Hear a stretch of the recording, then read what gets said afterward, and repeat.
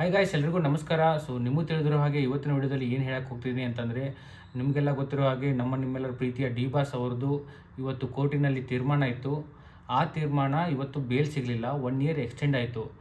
ಅದು ಏನಕ್ಕೆ ಅಂತ ಇಂಚಲ್ಲಿ ಹೇಳ್ತೀನಿ, ಈ ವಿಡಿಯೋನ ಫುಲ್ಲಾಗಿ ನೋಡಿ. ಇವತ್ತಿನ ದೊಡ್ಡ ಅಪ್ಡೇಟ್ ಕನ್ನಡ ಇಂಡಸ್ಟ್ರಿಯಲ್ಲಿ ಭಾರಿ ಚರ್ಚೆಯನ್ನ ಹುಟ್ಟಿಸಿದೆ. ನಟ ದರ್ಶನ್ ತೂಗುದೀಪ ಅವರಿಗೆ ಇಂದು ಸುಪ್ರೀಂ ಕೋರ್ಟ್ ನಲ್ಲಿ ಬೇಲ್ ಸಿಕ್ಕಿಲ್ಲ.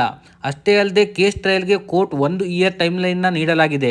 ಹಾಗಾದರೆ ಕೋರ್ಟ್ ಯಾಕೆ ಈ ಡಿಸಿಷನ್ ತಗೊಂಡಿತು, ದರ್ಶನ್ ಪರ ವಕೀಲರು ಏನು ಹೇಳಿದರು ಮತ್ತು ಸುಪ್ರೀಂ ಕೋರ್ಟ್ ನಲ್ಲಿ ಕೊಟ್ಟ ಅಬ್ಸರ್ವೇಷನ್ ಏನು, ಇವೆಲ್ಲದರ ಕಂಪ್ಲೀಟ್ ಡೀಟೇಲ್ಸ್ ಇವತ್ತಿನ ವಿಡಿಯೋದಲ್ಲಿ ನೋಡೋಣ. ಸ್ನೇಹಿತರೆ, ರೇಣುಕಾಸ್ವಾಮಿ ಮರ್ಡರ್ ಕೇಸ್ ಸಂಬಂಧ ನಟ ದರ್ಶನ್ ಅವರು ಈಗಾಗಲೇ ಜೈಲಿನಲ್ಲಿ ಇದ್ದಾರೆ. ಇಂದು ಸುಪ್ರೀಂ ಕೋರ್ಟ್ ನಲ್ಲಿ ಈ ಕೇಸ್ಗೆ ಸಂಬಂಧಿಸಿದ ಮಹತ್ವದ ಹಿಯರಿಂಗ್ ನಡೆಯಿತು. ದರ್ಶನ್ ಅವರ ಪರ ವಕೀಲರು ಟ್ರಯಲ್ ತುಂಬಾ ಸ್ಲೋ ಆಗುತ್ತಿದೆ, ಅವರು ಈಗಾಗಲೇ ತುಂಬಾ ಸಮಯ ಜೈಲಿನಲ್ಲಿ ಇದ್ದಾರೆ ಹಾಗೂ ಬೇಸಿಕ್ ಫೆಸಿಲಿಟಿಯ ಸಮಸ್ಯೆ ಇದೆ ಎಂದು ಈಗಾಗಲೇ ಆರ್ಗ್ಯುಮೆಂಟ್ ನೀಡಿದ್ದಾರೆ. ಆದರೆ ಸುಪ್ರೀಂ ಕೋರ್ಟ್ ತಕ್ಷಣ ಬೇಲ್ ನೀಡಲು ನಿರಾಕರಿಸಿದೆ. ಕೋರ್ಟ್ ನಲ್ಲಿ ಹೇಳಿದ ಮುಖ್ಯ ವಿಚಾರ ಏನೆಂದರೆ, ಈ ಕೇಸ್ ಟ್ರಯಲ್ ಅನ್ನು ಬೇಗ ಮುಗಿಸಬೇಕು ಎಂದು. ಅದರ ಕಾರಣ ಕರ್ನಾಟಕ ಗವರ್ಮೆಂಟ್ ಹಾಗೂ ಟ್ರಯಲ್ ಕೋರ್ಟ್ ಗೆ ಸುಪ್ರೀಂ ಕೋರ್ಟ್ ಸ್ಟ್ರಿಕ್ಟ್ ಡೈರೆಕ್ಷನ್ ನೀಡಿದೆ. ಮುಂದಿನ 1 ವರ್ಷದೊಳಗೆ ಪ್ರಮುಖ ವಿಟ್ನೆಸ್ ಎಕ್ಸಾಮಿನೇಷನ್ ಕಂಪ್ಲೀಟ್ ಮಾಡಬೇಕೆಂದು ಆದೇಶಿಸಿದೆ. ರಿಪೋರ್ಟ್ಸ್ ಪ್ರಕಾರ ಈ ಕೇಸ್ ನಲ್ಲಿ ಸುಮಾರು 272 ವಿಟ್ನೆಸ್ ಇದ್ದಾರೆ. ಅದರಲ್ಲೂ ಪ್ರಮುಖ ಸಾಕ್ಷಿಯಾದವರನ್ನು ಪ್ರಿಯಾರಿಟಿ ಮೇಲೆ ವಿಚಾರಣೆ ಮಾಡಬೇಕೆಂದು ಕೋರ್ಟ್ ಹೇಳಿದೆ. ಇನ್ನೊಂದು ಪ್ರಮುಖ ಅಬ್ಸರ್ವೇಷನ್ ಏನೆಂದರೆ, 1 ವರ್ಷದೊಳಗೆ ಟ್ರಯಲ್ ನಲ್ಲಿ ಪ್ರಾಪರ್ ಪ್ರೋಗ್ರೆಸ್ ಆಗದಿದ್ದರೆ ದರ್ಶನ್ ಅವರು ಮತ್ತೆ ಬೇಲ್ಗೆ ಅಪ್ಲೈ ಮಾಡಬಹುದು ಎಂದು ಕೋರ್ಟ್ ಹೇಳಿದೆ. ಅಂದರೆ ಕೋರ್ಟ್ ಸಂಪೂರ್ಣವಾಗಿ ಡೋರ್ ಕ್ಲೋಸ್ ಮಾಡಿಲ್ಲ, ಆದರೆ ಈಗಿನ ಪರಿಸ್ಥಿತಿಯಲ್ಲಿ ಇಮಿಡಿಯೇಟ್ ರಿಲೀಫ್ ಕೊಡಲು ಕೋರ್ಟ್ ಸಿದ್ಧವಿರಲಿಲ್ಲ. ಲೀಗಲ್ ಎಕ್ಸ್ಪರ್ಟ್ ಹೇಳಿರುವ ಪ್ರಕಾರ